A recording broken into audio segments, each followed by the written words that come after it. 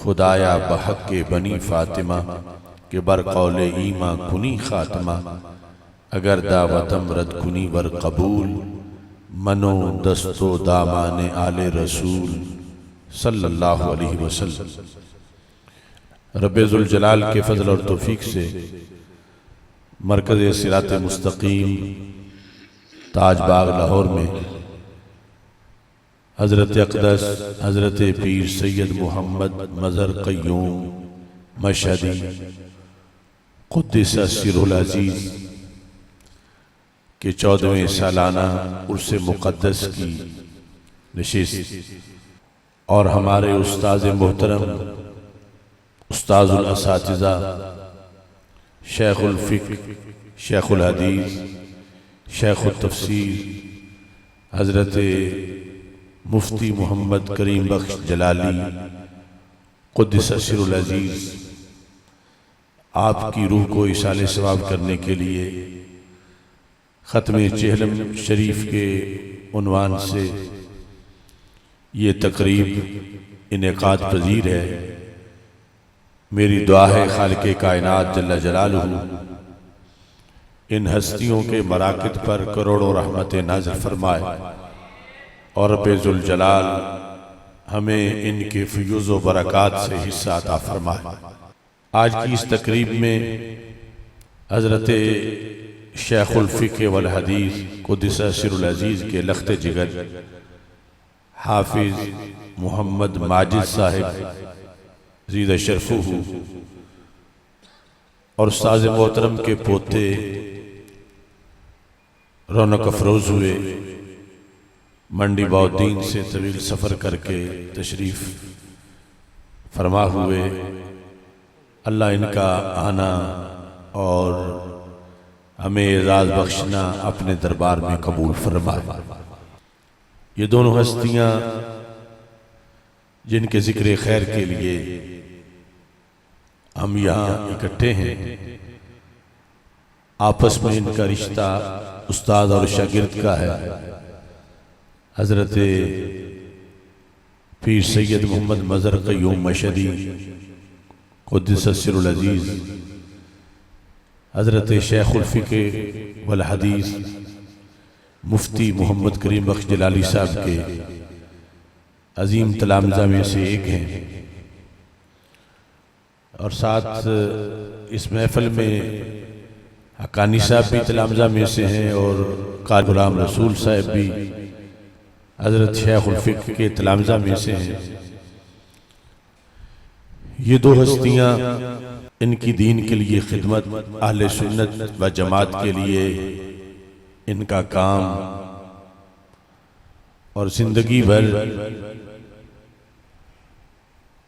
عقائد و معمولات اہل سنت کے لیے ان کی کوششیں یہ اظہر من الشمس ہیں۔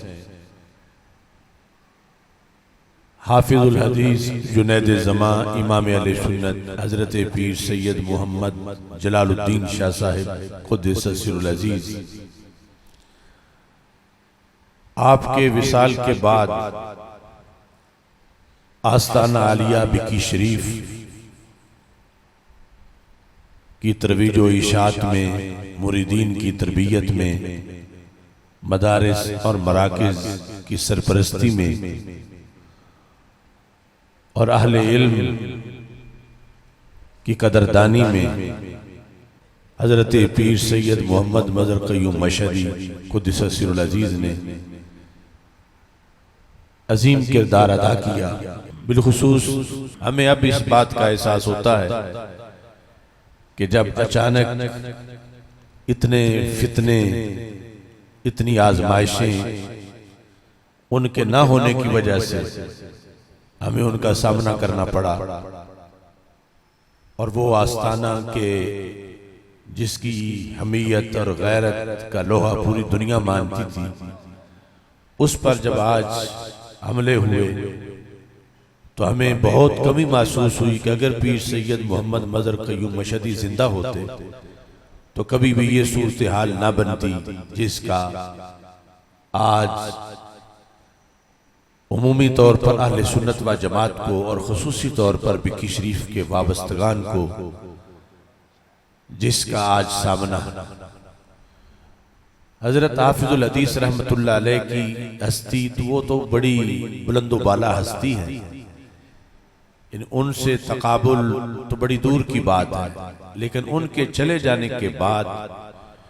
جو حضرت پیر سید محمد مظہر قیوم مشہدی رحمت اللہ علیہ نے آستانے سے منسلکین اور وابستگان کی وحدت کو قائم رکھا، اور جو یہ نظریاتی قلعہ تھا اس میں کوئی دراڑ نہیں آنے دی، اور خود ایک محافظ بن کر انہوں نے کردار ادا کیا، لیکن اس لحاظ سے آپ کی خدمات مانی جائیں گی اور ان کا تذکرہ قیامت تک ہوتا رہے گا کہ آپ کے زندہ رہنے تک بالکل کسی ناسبی، کسی خارجی، کسی رافضی، کسی تفضیلی کو وہاں دم مارنے کی مجال نہیں تھی، جہاں آج معاذ اللہ بہت سی تبدیلیاں رونما ہو چکی۔ اللہ تعالیٰ حضرت پیر سید محمد مظہر قیوم مشہدی قدس سر العزیز کے برکت پر کروڑوں رحمت نازل فرمائے، اور اس مرکز کو پھر وہی پختگی، وہی رسوخ فی العلم والعقیدہ اور فقہ و تصوف کے لحاظ سے جو پوری دنیا میں اس کا مقام ہے، اللہ تعالیٰ بکی شریف کو اسی لحاظ سے مزید عروج عطا فرما۔ مرکزی جامعہ محمدیہ نوریہ رضویہ بکی شریف جو 1940 میں ہمارے شیخ کامل امام اہل سنت حضرت حافظ الحدیث رحمت اللہ علیہ نے جس کی بنیاد رکھی اور جس نے ہزاروں علماء تیار کیے، حضرت حافظ کریم بخش جلالی صاحب اور دیگر بڑے بڑے اساتذہ تیار کیے، بڑے بڑے مصنف، مناظر، مفتی تیار کیے اور ہزاروں علماء تیار کیے۔ یہ ایک چشمہ فیض ہے جو بریلی شریف اور سرہند شریف کا خصوصی طور پر ترجمان ہے۔ اللہ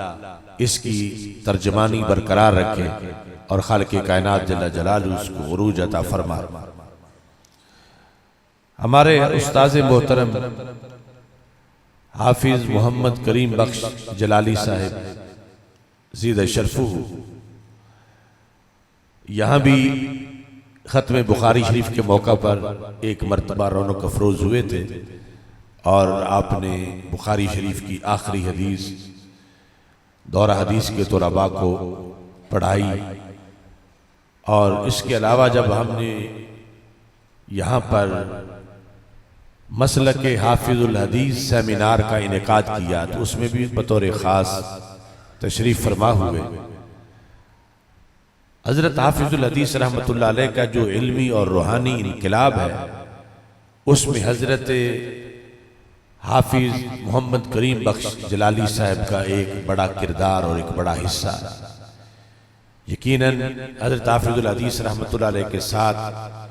دوسرے نمبر پر جن کا کردار ہے وہ بحر العلوم حضرت مولانا محمد نواز کیلانی قدس سر العزیز ہیں، اور اس کے بعد پھر حافظ کریم بخش جلالی صاحب اور حافظ محمد نذیر احمد جلالی صاحب اور دیگر اساتذہ، انہوں نے جگر پگھلا کر ایک بستی میں اتنی محنت کی کہ دنیا کے بڑے بڑے شہروں پر اس بستی کا رنگ غالب آیا، اور اس بستی سے جو علم و حکمت کا رسوخ اور دینی حمیت اور مسلکی تسلق اور علم میں پختگی، یہ جس وقت اس کا شہرہ پوری کائنات میں پہنچا تو لوگ یہ سوچنے پر مجبور ہوئے کہ آخر سورسز اور وسائل سے دور ایک بستی میں کیا چیز ہے کہ جس کی بنیاد پر پوری دنیا میں اس کا علمی لوہا مانا جاتا ہے۔ تو وہ چیز یقیناً اسلاف کے مسلک پر پابندی اور عشق رسول صلی اللہ علیہ وسلم کی اذان ہے، جو ان بزرگوں نے مل کر نامساعد حالات کے باوجود دی، اور اللہ نے اس اذان کو تاثیر عطا فرمائی۔ قبلہ استاذ محترم صرف بکی شریف میں مدرس ہی نہیں تھے، اعلیٰ مدرس ہونے کے ساتھ، شیخ الفقہ ہونے کے ساتھ حضرت حافظ الحدیث رحمۃ اللہ علیہ کی ظاہری حیات میں آپ آستانہ عالیہ اور مرکز اہل سنت جامعہ محمدیہ نوریہ رضویہ بکی شریف کے مفتی بھی تھے، اور اس طرح آپ نے حضرت حافظ الحدیث رحمۃ اللہ علیہ کے زیر سایہ سینکڑوں نہیں ہزاروں فتاوی جاری کیے اور امت کی رہنمائی کی۔ اس کے ساتھ خصوصی طور پر جو مسجد سے آپ کا لگاؤ اور تعلق ہے، ہم چھوٹے چھوٹے ابھی ہوتے تھے، یعنی چوتھی کلاس، ان حالات کے بھی مجھے واقعات یاد ہیں کہ جس وقت حضرت حافظ الحدیث رحمۃ اللہ علیہ سے ملاقات کا دروازہ یعنی کسی ٹائم بند ہوتا تھا، آپ گھر تشریف فرما ہوتے تھے اور پھر آنے کا انتظار ہوتا تھا،